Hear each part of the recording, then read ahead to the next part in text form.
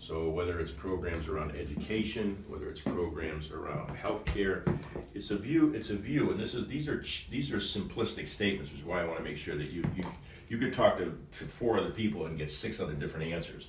But the Democratic Party over the last 30 years has been a party that has championed raising more taxes for more programs. So if you go back to Medicare, Medicaid, Social Security back in the 30s, the Democratic Party took the lead on all those things. And so the simplistic answer is, you had to describe a Democrat, the Democratic Party, their view is the government is there to work for all people. It's a little bit like what I said earlier, but their view is you can tax as much as you want as long as you got the money to pay for the programs. That's a simplistic answer, but that's kind of the way.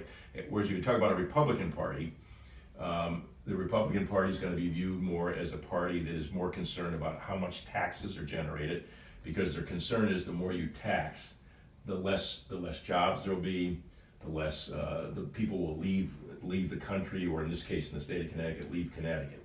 So if you wanted to think on one thing, I would say focus on revenue, and Democrats will be a champion for higher taxes, generally speaking. Republicans will be a champion for lower taxes, generally speaking.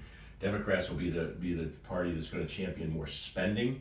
I don't know, do you know about the Affordable Care Act that was under President Obama? There was a big fight over whether we should have that or not. The idea that everybody should have health care, no matter what it costs. I mean, again, simplistic statements. Whereas Republicans were fighting back against that. The Republican Party being more concerned about how much we spend.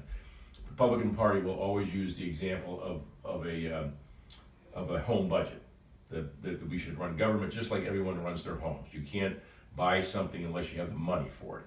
You won't put a mortgage on your house to pay for groceries. You put a mortgage on your house to buy a house, not to do that. So, and I recognize I'm probably going a little farther afield than where your experience is, but that's it. All if you had to be simplistic about that, it's about the differences of views on taxes and spending. That's the core difference, in my opinion.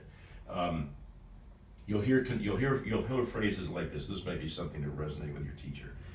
Democrats are viewed as both fiscally and socially liberal, meaning that they'll tax you anything you want, and they'll also be the champions of things like same-sex marriage, women's right to an abortion. That'll be what a Democratic Party is about. Whereas the Republicans are going to be described as both fiscally conservative, meaning they don't want to spend any money, say the people who criticize them, and they're socially conservative.